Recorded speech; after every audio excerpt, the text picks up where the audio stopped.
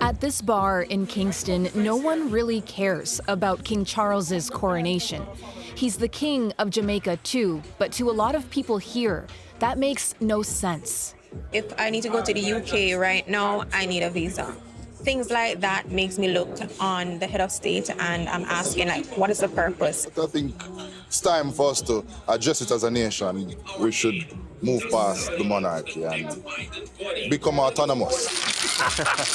Jamaica is set to be the first domino of Charles's reign to fall, the country planning to ditch the monarchy, a reckoning for centuries of slavery under British rule.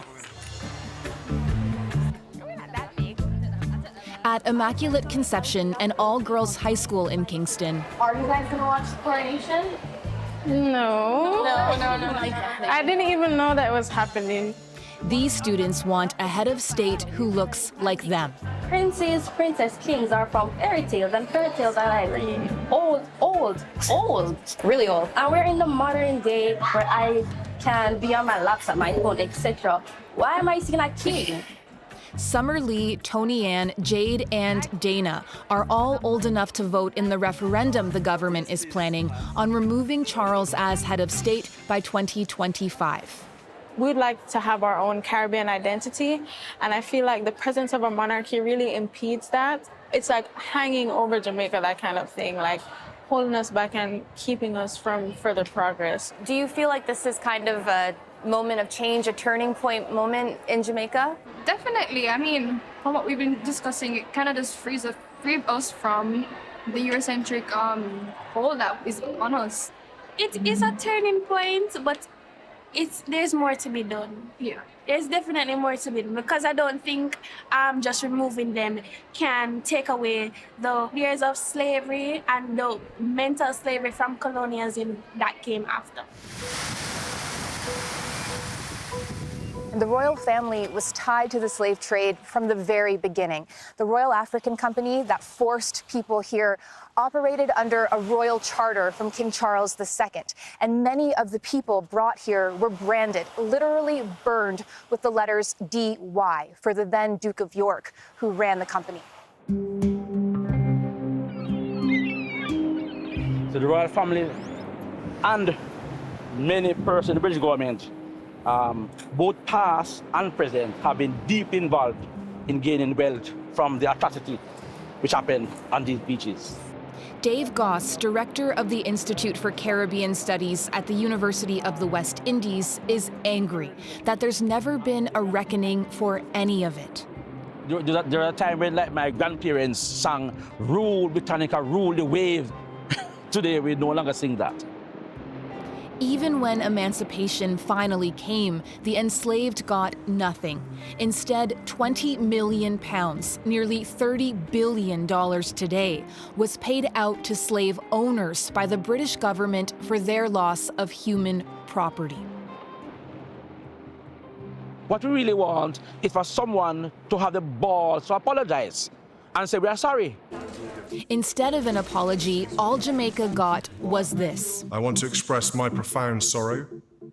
Slavery was abhorrent, and it should never have happened. Last year's tour was meant to be a charm offensive, but with a colonial-tinged military parade and this disastrous photo op, it only spurred Jamaica's plans to move away. What does it say to you that there just hasn't been an apology?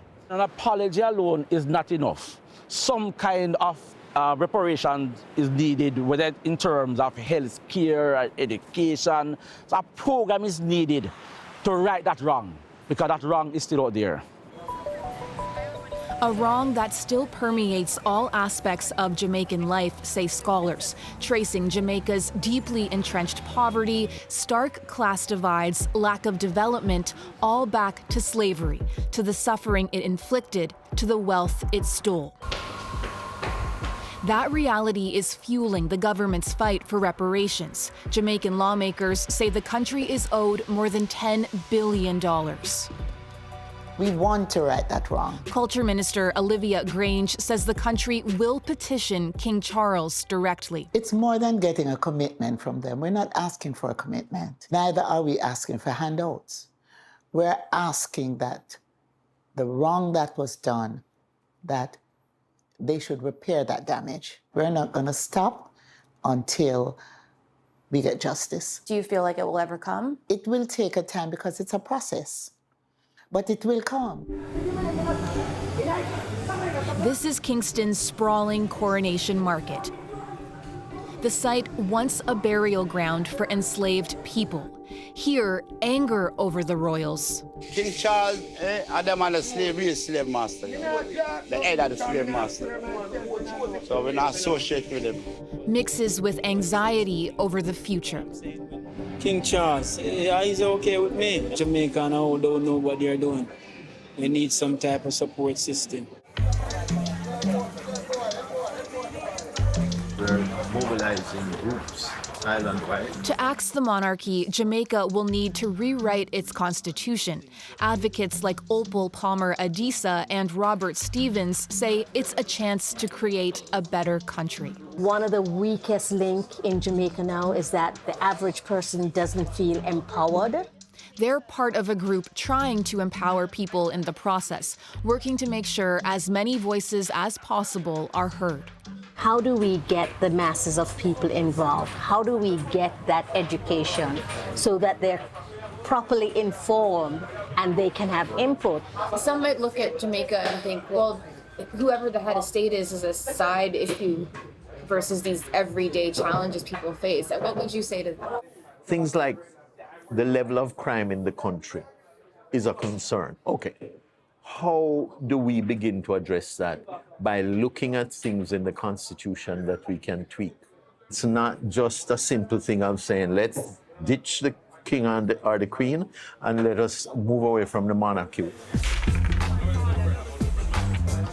For Jamar Clark and Kimberly Williams, Jamaica's move away is way overdue.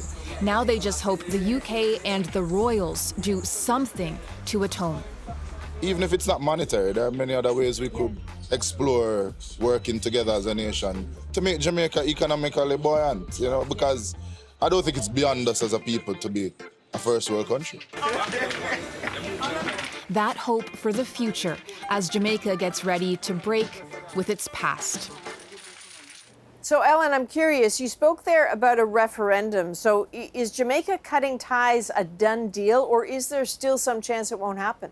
Well, the culture minister, Adrian, made a point of talking to us about just how proud of a country Jamaica is. And think about its huge global cultural impact. Reggae, Rastafari, Usain Bolt, Bob Marley. So it's just become completely nonsensical to so many people on the island that it has this faraway king with so little in common with anyone or anything in Jamaica, and to who so many represents this legacy of brutal oppression. Now, we did speak to some Jamaicans who told us that they like the royals and they don't want to cut ties. But opinion polling shows that a growing majority of Jamaicans do, and so do both of the main political parties in Jamaica. So it really does feel like the royals' time is running out on the island. And when that happens, Jamaica would follow Barbados, which cut ties with the monarchy in 2021, and several other Caribbean countries, Adrian, are having this exact same conversation. All right, Ellen Morrow, thank you. You're welcome.